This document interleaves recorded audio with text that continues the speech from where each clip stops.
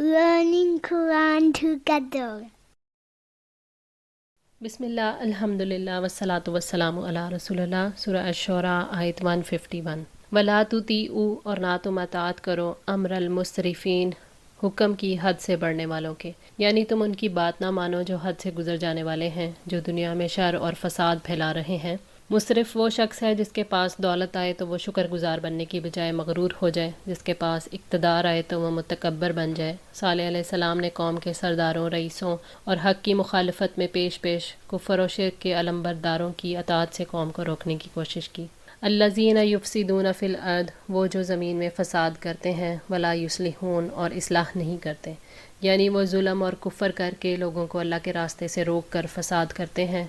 कौम के सरदार अपने इख्तियारात को गलत तरीके से इस्तेमाल करके फ़साद फैलाते हैं, अपने इख्तियारात को कौम की खिदमत के लिए इस्तेमाल करने की बजाय अपनी ज़ात की बड़ाई के लिए इस्तेमाल करके फ़साद फैलाते हैं और इस्लाह नहीं करते। सालेह अलैहिस्सलाम की कौम में कुछ ऐसे लोग भी थे जो अपने नबी की मुखालफत के लिए हर वक्त तैयार रहते थे और महज लोगों को गुमराह करने की खातिर और दावत का मर्तबा घटाने की कोशिश करते थे। सालेह अलैहिस्सलाम ने अपनी कौम के इन लोगों के धोखे में आने से रोका। शायद ये वही लोग हैं जिनके बारे में अल्लाह ताला ने फरमाया, वकान फिल मदीनती तिस्अतु रहतिन युफसिदून फिल अर्दी वला युस्लिहून।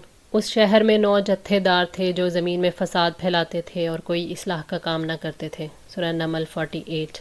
फिर अल्लाह ताला ने फरमाया, व अस्लिह वला तत्तबी सबीलल मुफसिदीन, और इस्लाह करना और फ़साद करने वालों के रास्ते की पैरवी न करना। सूरह अल आराफ 142।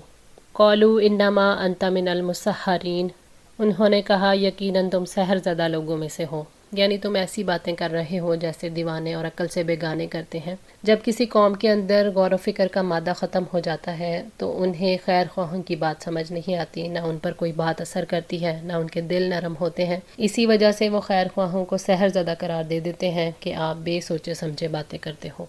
मा अंता इल्ला बशरुम मिसलुना, नहीं तुम मगर एक इंसान हमारे जैसे। फ़ाती बि आयातिन, पस ले आओ कोई मोजज़ा। इन कुंता मिनस सादिकीन, अगर तुम सच्चों में से हो। यानी तुम खाते पीते हो, ना तुम रब हो ना मालिक, फिर तुम्हारे लिए कैसे झुक जाएं। जब तुम हमारे जैसे इंसान हो तो तुम्हारे पास वही कैसे आ गई। उन्होंने कहा कि अगर तुम सच्चे हो तो अपनी सच्चाई की दलील लेकर आओ जिससे हम तुम्हें रसूल मान लें। कौला हाजी ही नाकतुन, उसने कहा ये एक ऊँटनी है। लहा शिरबुन, उसके लिए है पानी पीने की बारी। वलकुम शिरबू, और तुम्हारे लिए पानी पीने की बारी है। यौम मालूम, एक मालूम दिन के। कौम सालेह के मुतालबे पर एक दिन ऊँटनी चट्टान से मौजज़ाना तौर पर ज़ाहिर हो गई, यानी तुम सब देख रहे हो और ऊँटनी पत्थर से निकल रही है। एक दिन ऊँटनी के पानी पीने के लिए मुकर्रर होगा, उस दिन तुम ऊँटनी का दूध पियोगे, और एक मुकर्रर दिन तुम्हारे लिए पानी पीने की बारी है, उसमें तुम पानी पियोगे और ऊँटनी पानी के पास नहीं आएगी।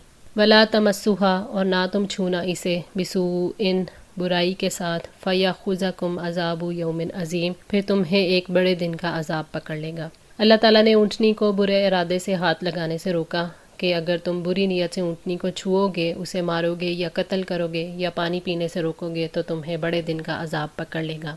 फ़अकरूहा, फिर उन्होंने उसकी टांगें काट दी। फ़अस्बहू नादिमीन, फिर शर्मिंदा होकर रह गए।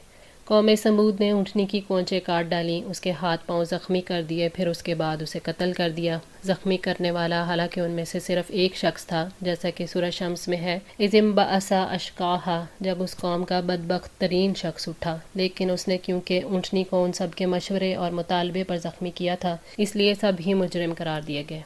कौम समूद ऊँटनी के कत्ल के बाद तब पशेमान हुई जब सालेह अलैहिस्सलाम ने कहा कि 3 दिन तक मोहलत है, चौथे दिन तुम्हें हलाक कर दिया जाएगा। फिर जब अजाब की अलामात ज़ाहिर होने लगी तो उन्होंने निदामत का इजहार किया, लेकिन अजाब आने के बाद निदामत और तौबा कोई फ़ायदा नहीं दे सकी। फ़अख़ज़हुमुल अज़ाबु, तो उन्हें अजाब ने पकड़ लिया। इन्ना फ़ी ज़ालिका लआयातन, यकीनन इसमें एक निशानी है। वमा काना अक्सरुहुम मुमिनीन, और उनमें से अक्सर ईमान लाने वाले नहीं। जब उन्होंने ऊँटनी को कत्ल कर दिया तो अल्लाह ताला ने उन पर अजाब भेज दिया जो एक चीख की सूरत में था। हज़रत जाबिर रज़ी अल्लाह ताला अन्हु बयान करते हैं कि नबी सल्लल्लाहु अलैहि वसल्लम जब मुकाम हिजर से गुज़रे तो फरमाया, मोजज़ात का मुतालबा न करो, صالح علیہ السلام کی قوم نے معجزے کا مطالبہ کیا تھا تو وہ اونٹنی کی صورت میں ظاہر ہو گیا۔ وہ اس راہ سے پانی پینے آتی تھی اور اس راہ سے واپس جاتی تھی۔ انہوں نے اپنے رب کا حکم نہ مانتے ہوئے سرکشی کی اور اس کی کونچیں کاٹ دیں۔ ایک دن وہ اونٹنی ان کا پانی پیتی تھی اور دوسرے دن وہ اس کا دودھ پیتے تھے۔ جب انہوں نے اس کو مار ڈالا تو ان پر ایسی سخت چیخ کا عذاب آیا جس سے وہ تمام لوگ ہلاک ہو گئے۔ صرف ایک آدمی بچا جو اس وقت اللہ تعالیٰ کے حرم میں تھا۔ صحابہ نے عرض کی، اے اللہ کے رسول صلی اللہ علیہ وسلم وہ کون تھا؟ فرمایا وہ ابو رغال تھا، لیکن جب وہ حرم کی حدود سے نکلا تو وہ بھی اسی کی لپیٹ میں آ گیا جو اس کی قوم پر آیا تھا۔ مسند احمد 14168۔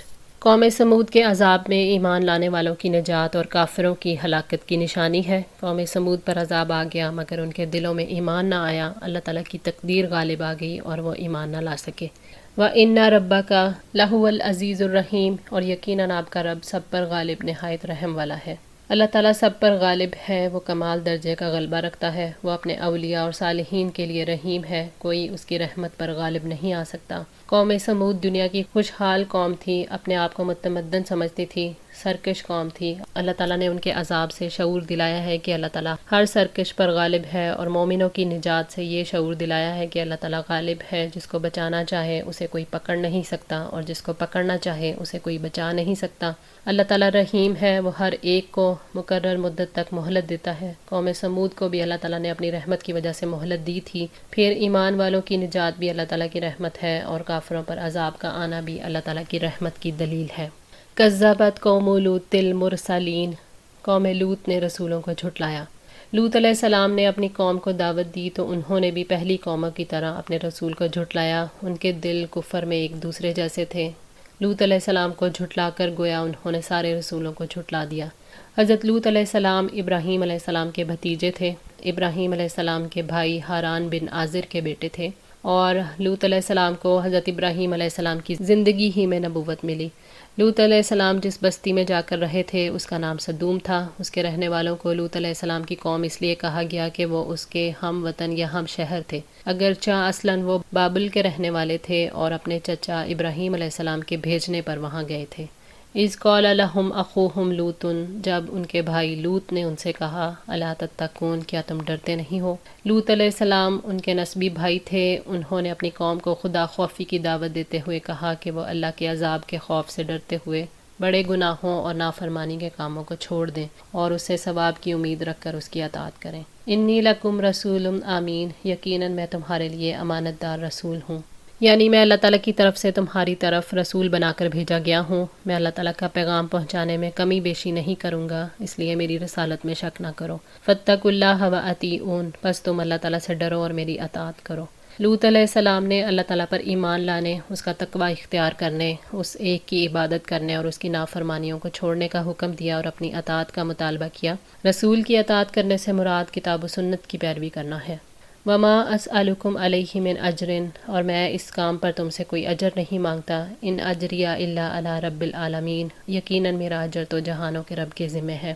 یعنی میں تبلیغ اور رسالت کے کام پر تم سے اللہ تعالیٰ کا پیغام پہنچانے اور تعلیم دینے پر کوئی اجر نہیں مانگتا۔ میرا اجر تو رب العالمین کے ذمہ ہے، میں اسی سے اجر لوں گا جس نے مجھے رسالت کے منصب پر فائز کیا ہے۔ اتأتون الذکران، کیا تم مردوں کے پاس آتے ہو، من العالمین، تمام جہان والوں میں سے، یعنی کیا تم مردوں سے بے حیائی کرتے ہو؟ تم سے پہلے دنیا میں کسی نے یہ بے حیائی نہیں کی تھی۔ لوط علیہ السلام کی قوم بدفعلی میں مبتلا تھی، اور کیونکہ اس کام کا آغاز انہوں نے ہی کیا تھا اس لحاظ سے اسے لواطت کہتے ہیں۔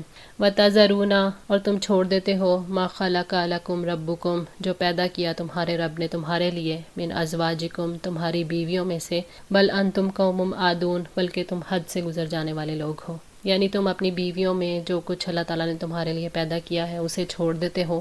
تم حلال کی حد سے تجاوز کر کے حرام اور اطاعت کی حد توڑ کر نافرمانی کرتے ہو۔ یہ قوم اتنی بدبخت تھی کہ مسافروں یا مہمانوں کو بھی نہیں چھوڑتی تھی، پہلے ان سے برائی کرتی، پھر ان کے مال اسباب اور نقدی وغیرہ چھین کر انہیں دھکے دے کر بستی سے نکال دیتی تھی۔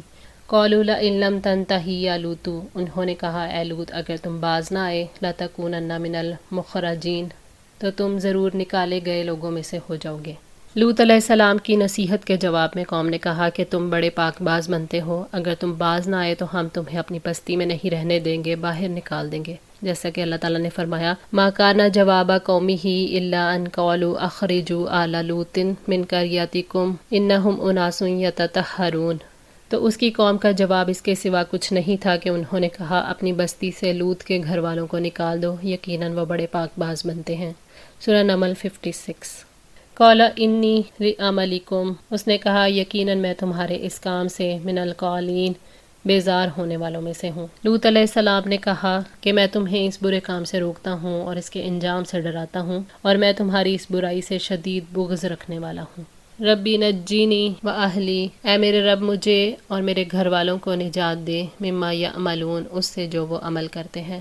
حضرت لوط علیہ السلام نے دعا کی کہ اے میرے رب مجھے اور میرے گھر والوں کو ان کے برے کاموں سے نجات دے اور ان کے عذاب سے بچا لے۔ فنجیناہ و اہلہ اجمعین، تو ہم نے اسے اور اس کے سب گھر والوں کو نجات عطا کی۔ اللہ تعالیٰ نے لوط علیہ السلام کی دعا کو قبول کیا اور انہیں اور ان کے سب گھر والوں کو، جن میں ان کی مسلمان بیوی اور 2 بیٹیاں بھی شامل تھیں، ان کو نجات عطا فرمائی۔ آج کے لیے اتنا ہی۔ دعا ہے اللہ تعالیٰ ہماری اس کوشش کو قبول فرمائیں، ہماری غلطیوں کوتاہیوں کو معاف فرما کر ہماری اصلاح فرمائیں۔ جزاکم اللہ خیر، والسلام علیکم ورحمۃ اللہ وبرکاتہ۔